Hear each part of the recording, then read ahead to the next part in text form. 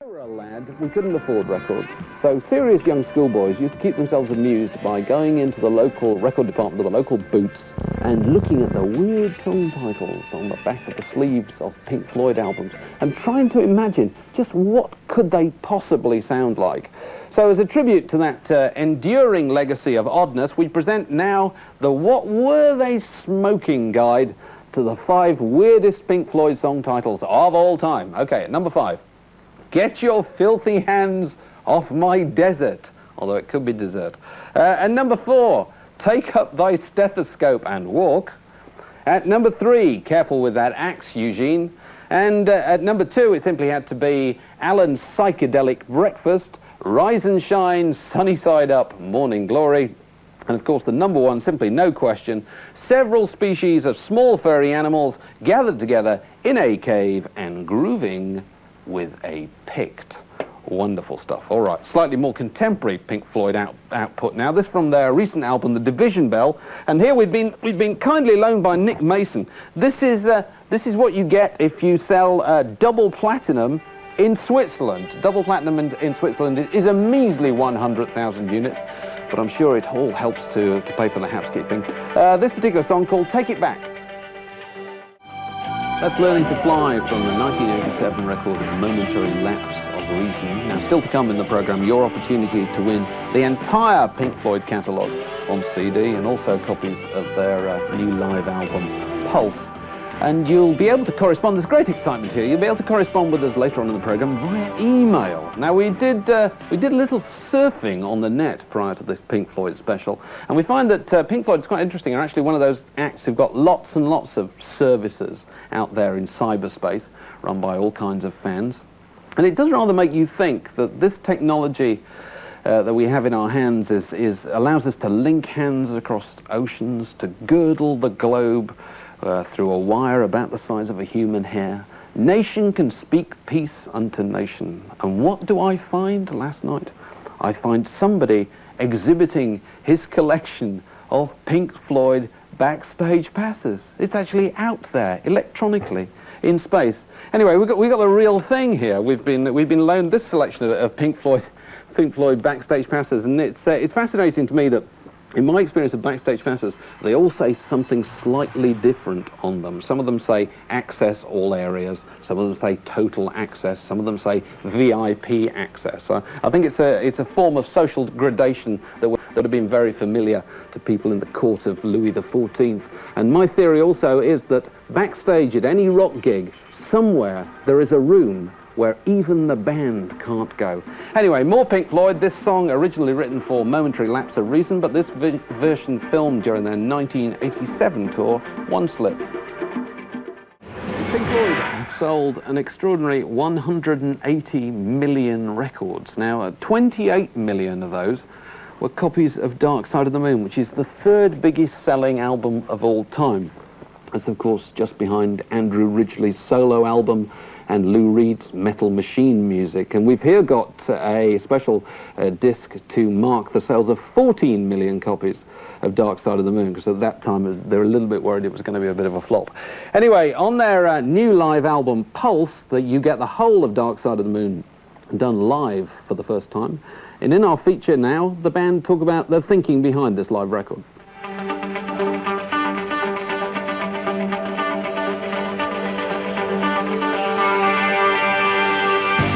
We have put a great deal of effort over the years into doing great shows, and I'm sure that lots of people who have been to see our shows 10, 20 and more years ago have told their friends, their children in some cases, about our shows, and have said that this is something maybe they should see once in their lifetime at least. Speaking for myself, I really enjoy touring. I mean, the long tour, the 87-88 tour, and this tour were both great fun. I mean, I think that's perhaps the best part of the whole thing, is to go on and be able to show off to a whole bunch of people. It's a great way of life. For me, really, the most exciting thing about the whole music is actually being on stage. And it was very enjoyable. Across the screen,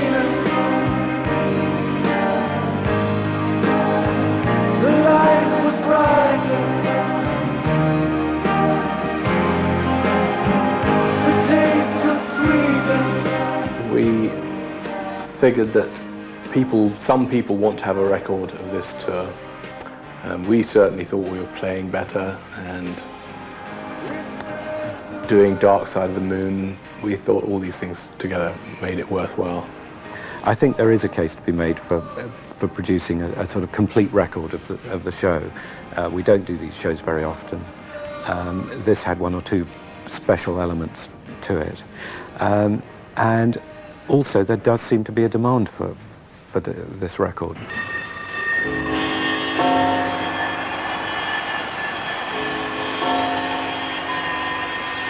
Having done a live album on the last tour, we would not have done a live album on this tour if we weren't doing Dark Side of the Moon. So I think it really, the reason for putting out a live album revolves largely around us doing Dark Side of the Moon. We didn't decide to really do Dark Side of the Moon until we were actually going through the tour.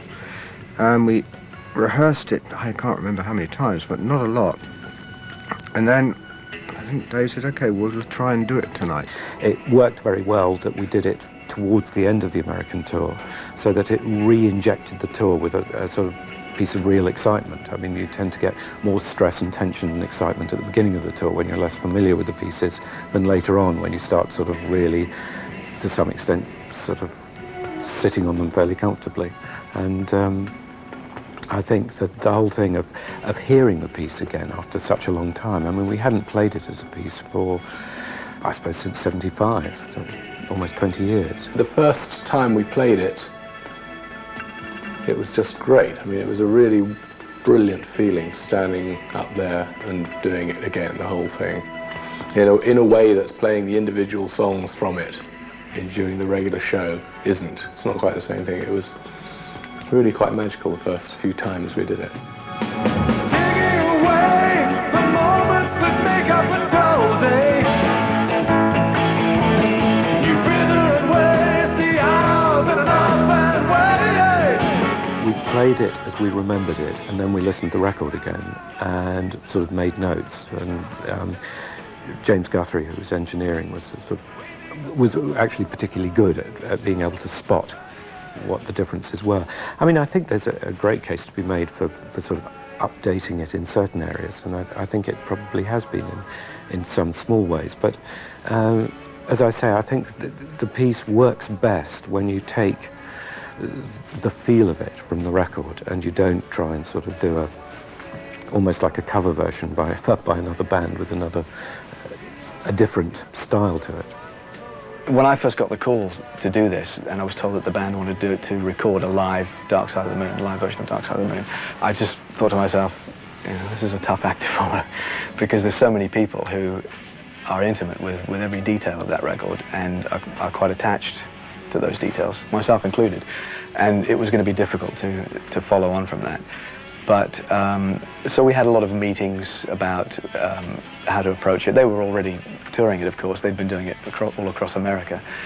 And we all got together and sat down and played the album, played the original album, first of all, played some show tapes just so we could hear what was going on at that particular point, and then referred back to the original album, not really to try to copy it exactly, because obviously you want things to move on, but to just remind ourselves of the overall feel of it, because it has a very specific atmosphere and feel. And if the cloud bursts thunder in your ear, you shout, no one seems to hear. And if the band you're in starts playing different tunes, I'll see you on the dark side of the moon. On this album, it's work that I have at home, the same type of monitor speakers that we use at the studio, and a local taxi firm is making a very handsome profit this year because there are several taxis a day whizzing up from the studio to my house, and I listen carefully to what's going on, make notes and call James back, and he then works on it again, and then it comes back up to me again, and when it's right, it's right. It's a big challenge, very different from doing a studio album. That's what made this so interesting, really. It's we recorded 20 shows for this, 10 shows in Europe, which were all outdoor venues, and 10 shows at Earl's Court, indoors in London. And so there was a lot to choose from that, which was a good sort of starting point.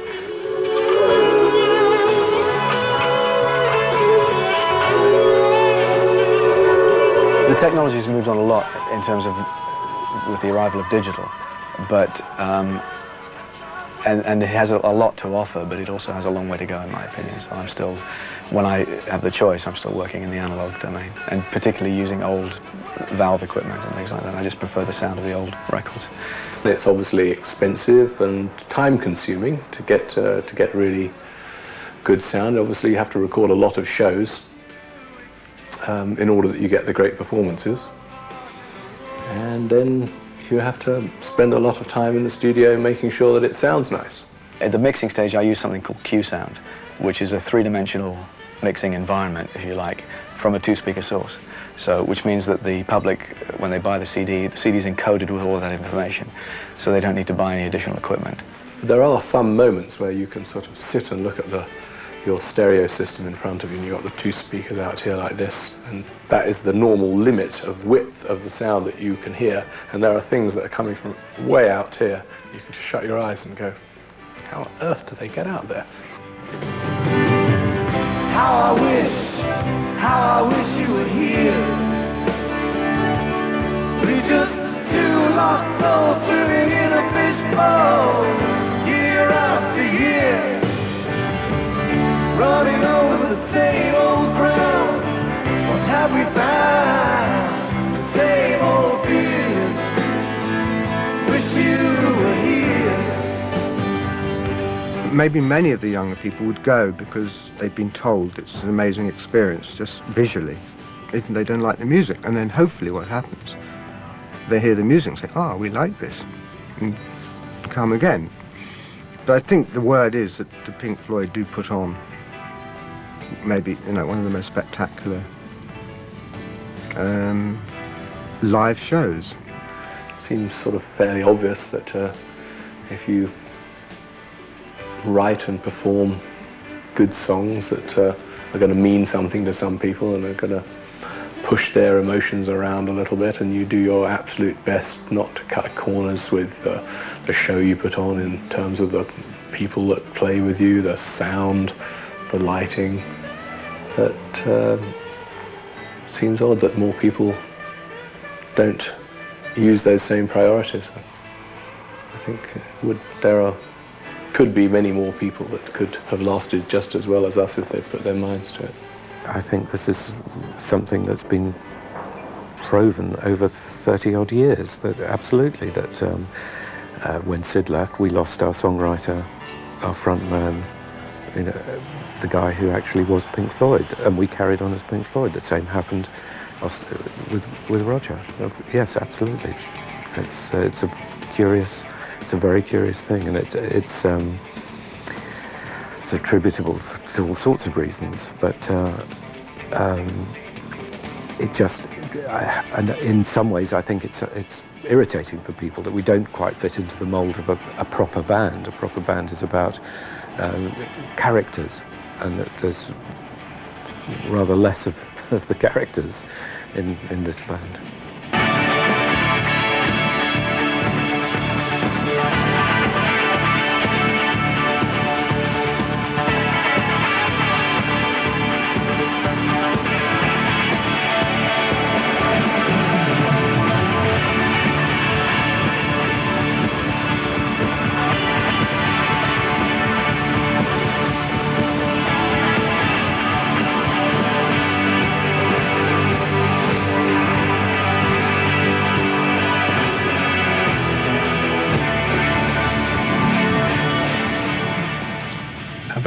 How about you? How about you? I enjoyed it. I enjoyed it. I enjoyed it. We all had a lovely time.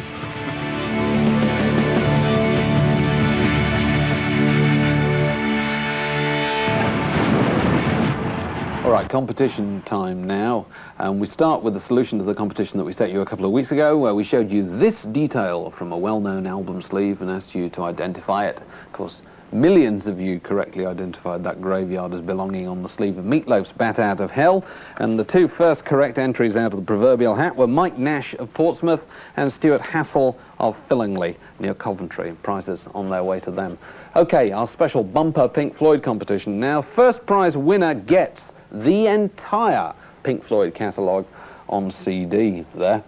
They're all arrayed in front of you, including a copy of Pulse, their new live album, and we have 10 copies of Pulse to go to the runners-up in this particular competition. Oh, and one further thing, for the first prize winner, we have a pair of Nick Mason's drumsticks there. I hope you can see the monogram on there.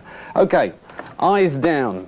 Now, this competition normally concerns sleeves. Pink Floyd sleeves are so well known that I don't even have to show you a detail. What I'm going to do is describe 3 things that feature on 3 Pink Floyd sleeves, and I'd like you to identify those sleeves. Okay, here's the 3 things. A cow, a handshake, beds.